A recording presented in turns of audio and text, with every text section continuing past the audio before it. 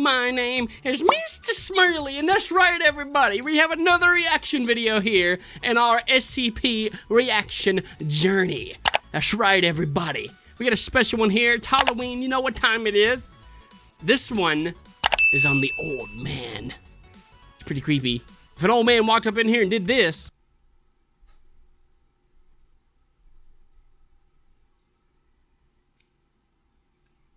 What am I, a snake? I would lose it. That's right, everybody. So this is gonna be a special one here. Oh my word. You know what time it is. Sonny doesn't like creepy old men, but he's gonna hang on here with us. He's part of the journey as well. We got the pumpkins back here. They're ready for it as well. What's up? So, you know what time it is. Let's go ahead and get this thing. Oh, I got it. It's coming. It's coming to me. Oh. Look at you. Think you can hide from me like that. Bit of an intro, huh? That's right, everybody. SCP-106, the old man, 20 minutes long. Let's get it. SCP-106, the old man. Creepy. Horror is a lot of things to a lot of people. For some, it's a parking lot at night, or a dark forest, or walking into a spider web. Oh no, For others, it's clowns, or heights, or public speaking. For many, though, horror is simply something utterly horrific. Which brings us to SCP-106. 106 is another classic SCP whose continued popularity has put it at the forefront of the SCP universe.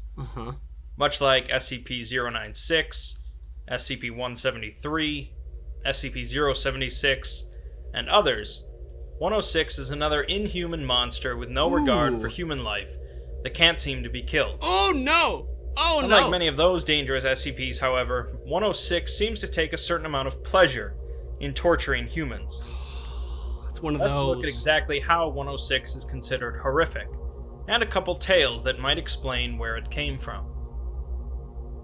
SCP-106 is a humanoid resembling an elderly male undergoing advanced decomposition. It can scale any vertical surface and hang there indefinitely while waiting for prey. It is not exceptionally agile, so it relies more on ambush tactics, capable of staying motionless for days if necessary. One of 106's main anomalous properties is its ability to corrode all solid matter it touches, from plant matter to metal, and especially to living tissue. Jeez. This effect will continue for 6 hours after 106 removes its touch.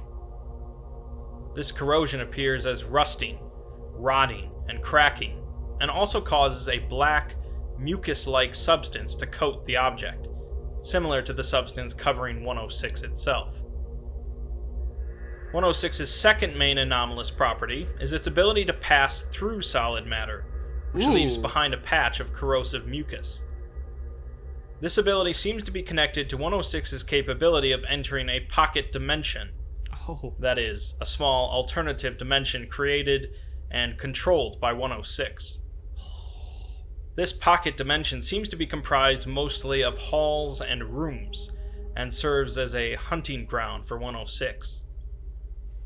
106 can enter this pocket dimension by traveling into any surface, and can return from the dimension from any surface connected to the entry point, such as entering a wall and coming out the ceiling, or entering an interior wall and coming out the exterior. 106 combines these abilities to hunt prey, generally humans from 10 to 25 years old, and incapacitates them with a touch. Usually, it will damage major organs, muscle groups, tendons, or bones, leaving the individual injured, but alive. It will then pull the person into the pocket dimension, where it will likely continue to toy with it. Oh, come on, please tell me there's a game with this. I want to play it. Oh my goodness. Imagine that, going in there, seeing this beast. Mr. Snakehead, I guess that's what I'm going to call him. Not offense to it, I'm just like, that's just my best interpretation of him. They look super creepy. I want to see a game of this. Let me know in the comments below. As you can imagine, containment of 106 is a little tricky, as it can corrode anything it touches and walk through walls. It has been found that for some reason it has an aversion to lead, leading to the use of lead-lined steel in its containment unit. This containment unit is then surrounded by 40 layers of more lead-lined steel, each spaced apart from one another, and the entire thing is suspended off the ground. The secondary containment area consists of 16 spherical cells filled with different liquids, and a randomized assembly of surfaces and supports. It seems that 106 becomes confused when faced with complex and/or random assemblies of structures. Additionally, the secondary containment area is fitted with light systems capable of automatically flooding the area in extremely bright light, which 106 also has an aversion to. Although these measures don't completely contain 106, they have worked to cut down on the overall number of containment breaches. The entire containment area is under constant 24-hour human surveillance, and any corrosion effect seen within 200 meters of 106's containment cell is cause for alarm. Oh, yeah. 106 does tend to break containment fairly often, however, occasionally lying in feigned dormancy for months at a time to lull staff into assumed security. After breaching containment, 106 will cause large amounts of corrosive damage to Foundation property and abduct as many people as possible back to its pocket dimension. Upon a breach, Foundation staff will repair the containment area as quickly as possible, and then bring in a human in the 10 to 25 age bracket, typically a D class. Once ready, staff will injure the subject, usually by cutting the Achilles tendon or breaking the thigh bone, causing them to become immobilized. They will be placed in the containment cell, and their wails and screams will soon bring 106 back. If this does not occur, more trauma might need to be inflicted on the subject, or multiple subjects might be brought in. That's crazy. Physical damage seems to have no effect on 106, of course, so containment is so far the Foundation's only solution. That's SCP-106. Come on! What? These pictures is what's getting to me. Who told me to react to this? Amy, what in the world? No, I'm just kidding. No, let's go. This is really crazy. Thank you, Amy, for suggesting this. I want more. Let's go. That's SCP-106 as presented in the main document, but its popularity has caused a number of tales to pop up related to it. The most popular of these is titled The Young Man, and offers a potential origin to 106. The story takes place during World War I, centered around a corporal named Lawrence. Lawrence was a soldier that followed orders and fought as a soldier should, but had trouble fitting in. Nobody liked Lawrence, not due to lack of trying, but due to Lawrence being wired differently than others. He was quiet and still, kept to himself in the trenches, but everyone seemed to feel naturally uneasy around him. For the most part, Lawrence was utterly average, in height, weight, appearance, talent, and so on, but he did possess some small notable quirks. He tended to stare at people slightly longer than was acceptable, and would often mumble in his sleep, rambling about odd, unsettling things. One soldier heard him mumble the name of his daughter, followed by a muffled giggle, causing the soldier to move to another barracks. Could you imagine that? You're sitting there, you're eating your food, or whatever, watching the barracks and stuff, and old Lawrence is going at it again, talking about his daughter.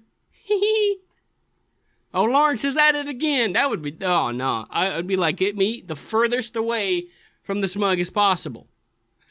This is insane. Like the backstory. Causing the soldier to move to another barracks.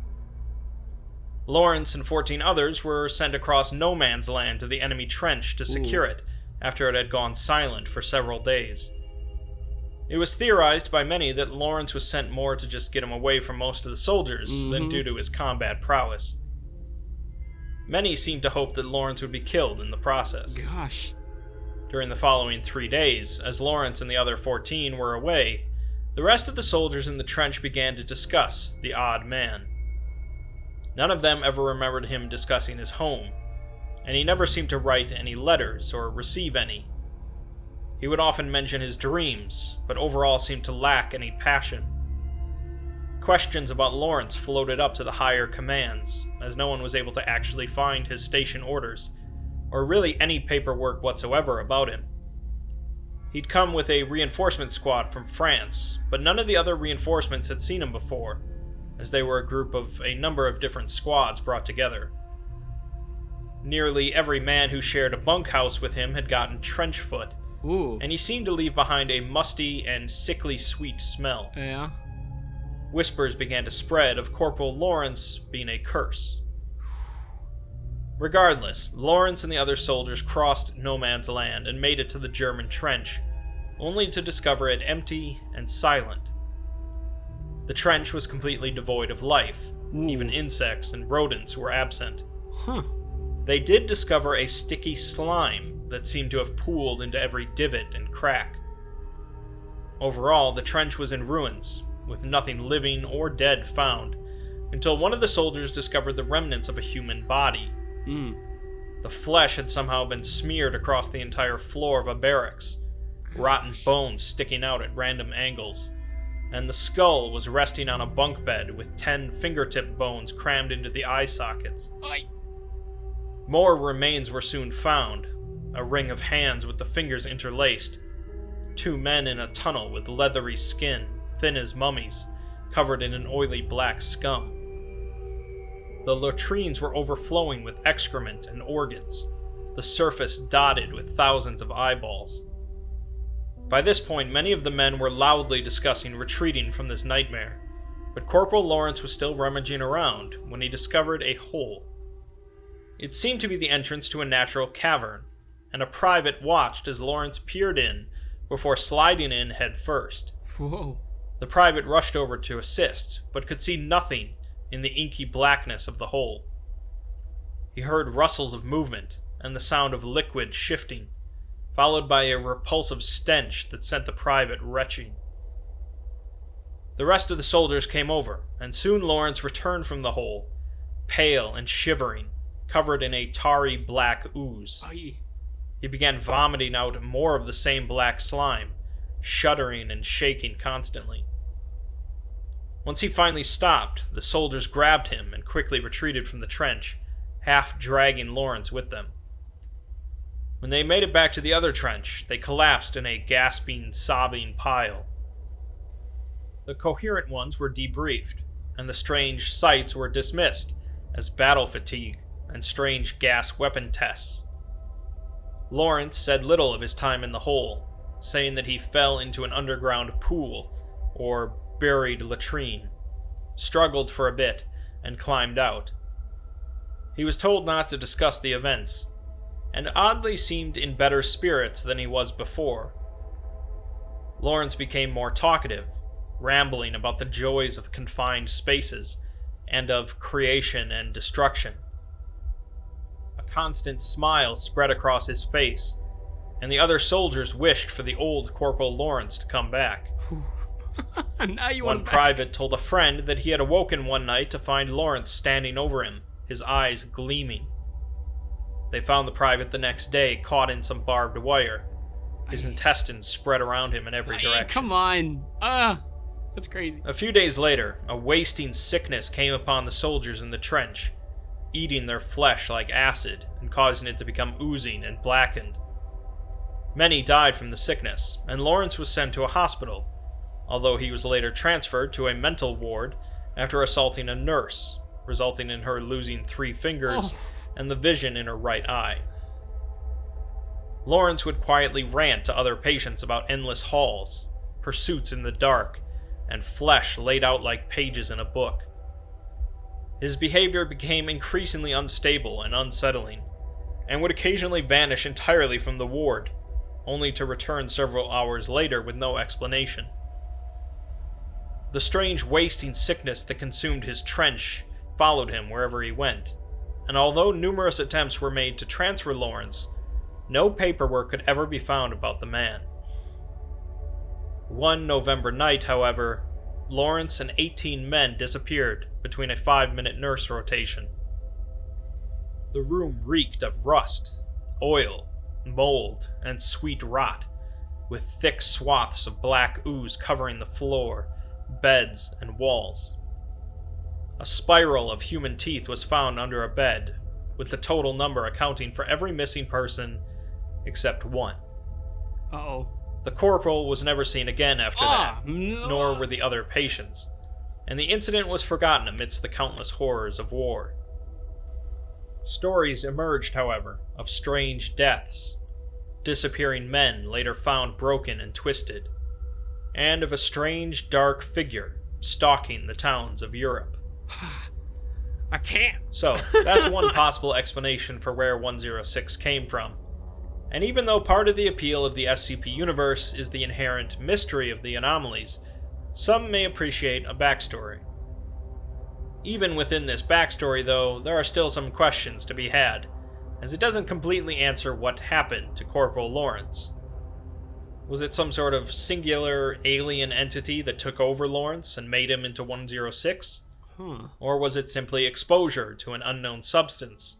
And there could be potentially numerous 106s in existence. Oh. Like everything else, feel free to ignore this, or any other tale about 106, if it doesn't suit your fancy. Another potential explanation for 106 comes from the tale Until Death. Okay. I won't go into as much detail about this one, and really this tale is only effective if you're already familiar with SCP-3001. Hadn't seen that. Red Reality. Let me know. The tale focuses on an older female researcher working late at night, alone in a Foundation facility. She hears a noise in the corner of the room and gets up to inspect it, when suddenly the lights go out, leaving her in darkness. She turns on her phone's flashlight and looks back at her desk to find a bloody human kidney resting on her papers. The noise she heard becomes thicker somehow. I'm sorry. And she sees a black smear across a wall, the paint and plaster corroding away.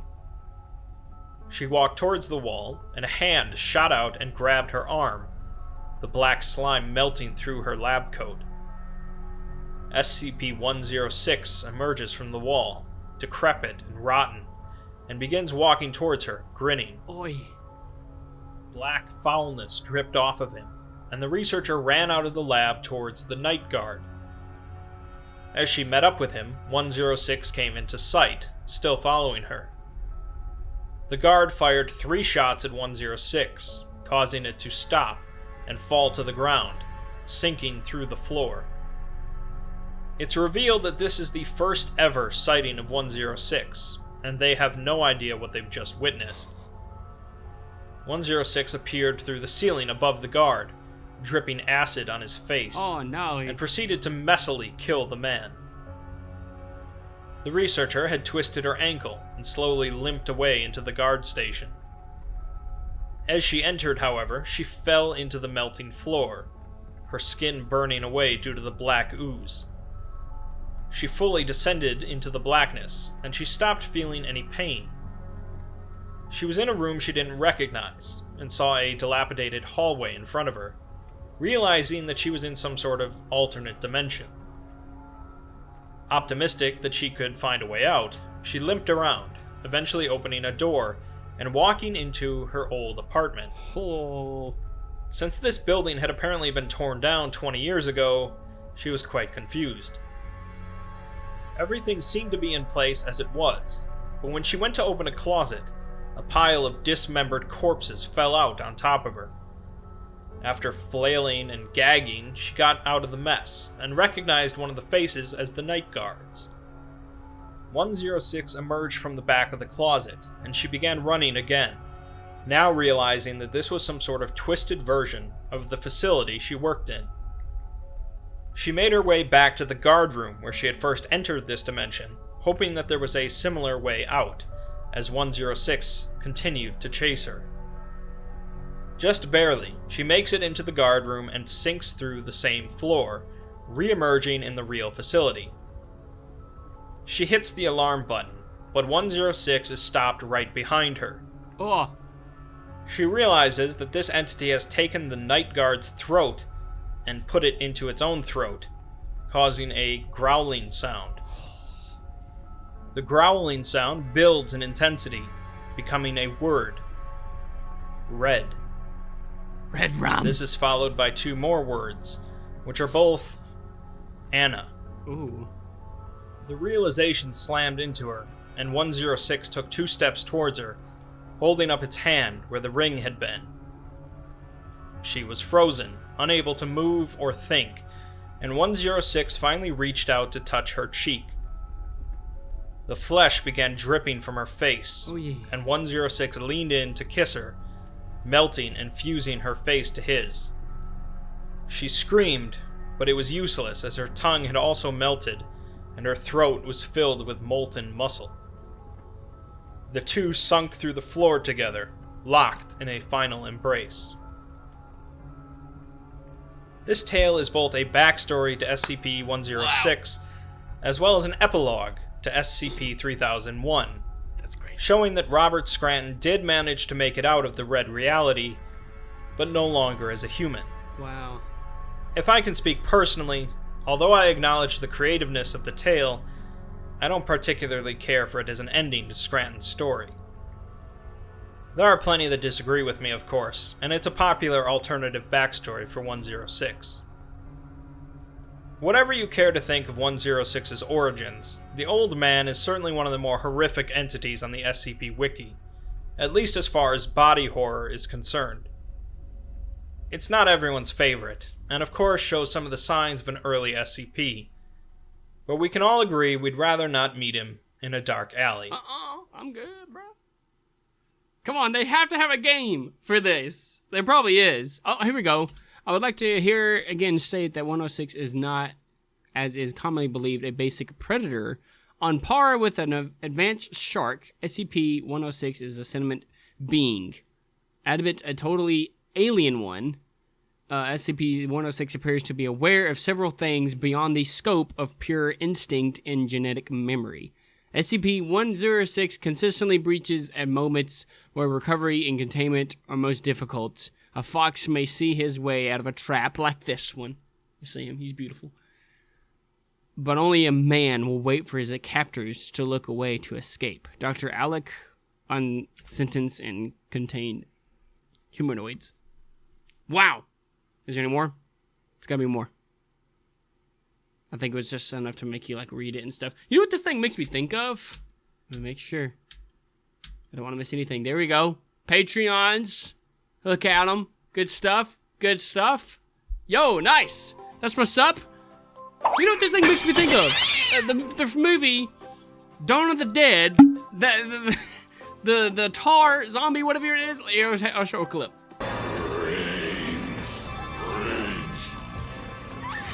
Yeah, that thing. Brains. It kind of makes me think of it, though, when they showed some of those pictures and stuff. That is so cool. I want a game of this. Probably is. I don't know. Comment below. If there is, I'm definitely going to play it. And as well, we're going to be playing Containment Breach, everybody. Containment Breach. Would you like to see me play it? I think you guys would. That'd be so much fun. That's one of the games that we're going to be playing in the near future. Thank you, Miss Amy, as well, for the suggestion on this video. We got some more coming up. If you're really enjoying the journey, let me know in the comments. Be like, mate, this is top tier. Probably not that high, but it's an amazing journey. I want to see some more. Here you go. You know, I have a couple already suggestions, by the way. So I'm going to be taking my time. I got some Star Wars ones too. We're going to be continuing those journeys as well. If you haven't seen those, go check them out. Got some more coming on that one as well. If you guys haven't seen me on live streams and stuff too, come check me out on the live stream. It's so much fun. So much greatness to have on there. Guys, it's so great to have y'all. For real. Thank you so much for the community that has come over and has just lifted this whole thing up and made it so much fun. More than what it already is. Like, it's so much great. I'm so excited to get into some more, guys. I know there's so many out there, but I cannot wait. So thank you guys so much for coming and joining. My name is Mr. Smiley. And if you like the video, make sure you punch that smile button in the face so hard. Let me know what you want to see. All that good stuff. But anyways, we're going to leave it off here, guys. Remember to keep it on the bright side, guys. Keep smiling to the end, and we'll see you in the next one. We'll see ya. Bye.